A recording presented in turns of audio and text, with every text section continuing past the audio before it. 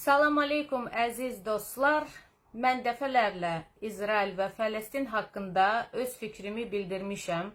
Təbii ki, müsəlman olaraq mən müsəlman bacı qardaşlara dəstəyəm. Təbii ki, mən haqq tərəfdarıyam. Çünki BMT-nə əsasən haqq Fələstin tərəfdədir. Və bunu dəfələrlə biz debatlarda, efirlərimizdə müzakirə etmişik. Amma bir ara mənim üstümə demək olar ki, bəzi insanlar hücum eləmişdilər ki, ayla sən niyə belə danışırsan? Yenə də bizim prezidentimiz Azərbaycan dövlətin mövqeyini dəfələrlə bildirib və növbəti çıxışı gəlin dinləyək, bizim prezidentimiz ümumiyyətlə nə deyir və Azərbaycanın mövqeyini hər zaman dəfələrlə bildirib. Mən bir neçə dəfə öz mövqeyimi bildirmişəm ki,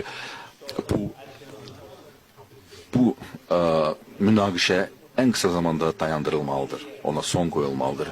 Biz uzun illər ərzində siyasi və iqtisadi baxımdan Fələstinə dəstək göstərmişik. Biz onların müstəqil dövlət qurmaq arzusunu hər zaman dəstəkləmişik və burada iki dövlət həlli yolu yeganə çıxış yoludur. Yaxın Şərqdə sülhün təmin edilməsi baxımından və Fələstin dövlət qurulmalıdır və o Şərqi Qüds onun paytaxtı olmalıdır.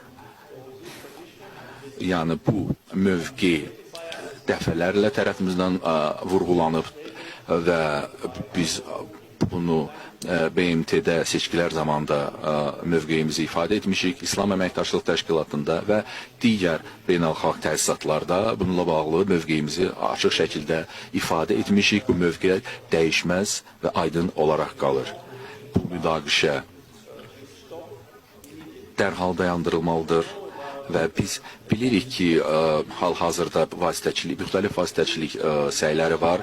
Biz heç bir zaman heç bir yerdə vasitəçi olmağa çalışmamışıq. O yerlərdə ki, bizi heç kəs dəvət etməyib.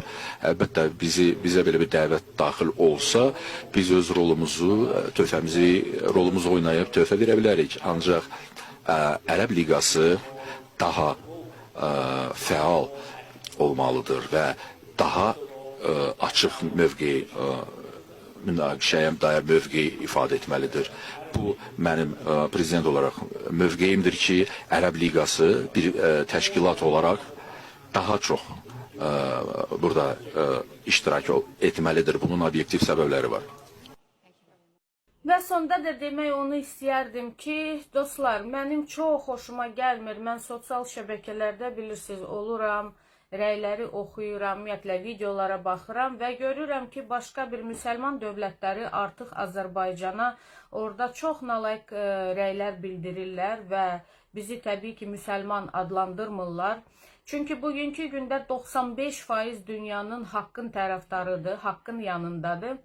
Və bir müsəlman olaraq bu mənim xoşuma gəlmir ki, Azərbaycanlı olmayaraq, amma Azərbaycanın adından video çəkirlər və deyirlər ki, Azərbaycan İsrailə tam hamı dəstəkdir və bizim Azərbaycanda elə insanlar var ki, hətta Azərbaycan vətəndaşlığı olmayaraq Azərbaycana sadəcə gəliblər, amma bizim adımızdan videolar çəkirlər ki, bütün Azərbaycan İsrailə dəstəkdir. Xeyr, mən onu demək istəyirəm ki, mənim ətrafımda dostlar, tanışlar, hamısı haqq tərəfdarıdır və təbii ki, müsəlmanı nəyə görə dəstəkləyir? Nəinki ancaq müsəlman olaraq sadəcə bir insan faktoru var və bugünkü videolar ki, biz görürük, bugünkü bu uşaqların vəziyyətini biz görürük.